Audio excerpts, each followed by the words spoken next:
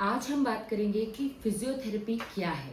तो ज़्यादातर लोगों को क्या लगता है कि जब फ्रैक्चर हो गया, हड्डी टूट गई, जुड़ने के बाद फिजियोथेरेपी की जाती है। तो ये एक बहुत बड़ा मिथ है और आज मैं आप लोगों को सही फिजियोथेरेपी क्या है वो बताऊंगी।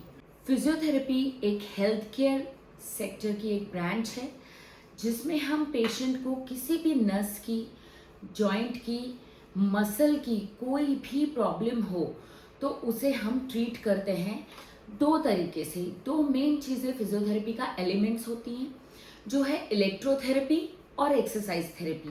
ये दोनों चीज़ों से फिजियोथेरेपी मिलकर बनती है।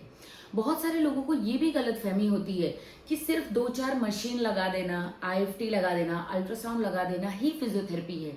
तो ये बिल्कुल गलत है। जो भी इलेक्ट्रोथेरेपी है वो फिजियोथेरेपी का 10 to 20% पार्ट है और वो सिर्फ सपोर्टिव पार्ट है। मेन फिजियोथेरेपी में जो चीज़ें आती हैं वो है मैनुअल थेरेपी, जो हम हाथों से ट्रीटमेंट करते हैं फिजियोथेरेपिस्ट, और फिर उसके बाद एक्सरसाइज थेरेपी। फिजियोथेरेपी की पहली ब्रांच है ऑर्थोपेडिक या मस्कुलोस्केलेटल फिजियोथेरेपी। इसमें जो स्पेशलाइज्ड फिजियोथेरेपिस्ट होते हैं वो नर्व, जॉइंट, बोन, मसल, इनसे रिलेटेड जो भी पेन, इश्यूज, प्रॉब्लम, इंजरीज होते हैं वो ठीक करते हैं। सेकेंड पे आते हैं न्यूरोलॉजिकल फिजियोथेरेपी। न्यूरोलॉजिकल में जिनको भी किसी तरह का पैरालिसिस हो जाता है या कोई इंजरी की वजह से किसी भी तरह का पैराप्लीजिया हो जाता है, पावर चली जाती है, उसके लिए न्यूरोलॉजिकल फिजियोथेरेपिस्ट काम करते हैं। नेक्स्ट आता है पीडियाट्रिक फिजियोथेरेपी, जिनमें छोटे बच्चे जिनको सेरेब्रल पैल्सी है, डिलेड माइलस्टोन्स हैं, उनके लिए जो फिजियोथेरेपिस्ट स्पेशली काम करते हैं वो पीडियाट्रिक फिजियोथेरेपी।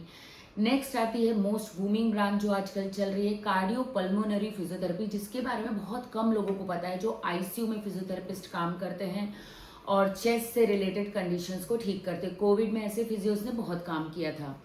नेक्स्ट हम आते हैं, जो ब्रांच है वो है गायनेकोलॉजिकल फिजियोथेरेपी। ये भी बहुत ही डिफरेंट टाइप की ब्रांच है जो बहुत सारी गायनेकोलॉजिकल इश्यूज, जो नॉर्मल लेबर इंड्यूस कराने से लेकर तरह तरह की प्रॉब्लम्स जैसे पीसीओडी, यूरिन के इश्यूज हैं, जो भी फीमेल में डिफरेंट टाइप ऑफ इश्यूज होते हैं उनको भी डील करते हैं। तो ये हमने आज बात की कि मेन ब्रांचेस ऑफ फिजियोथेरेपी क्या है और व्हाट इज फिजियोथेरेपी।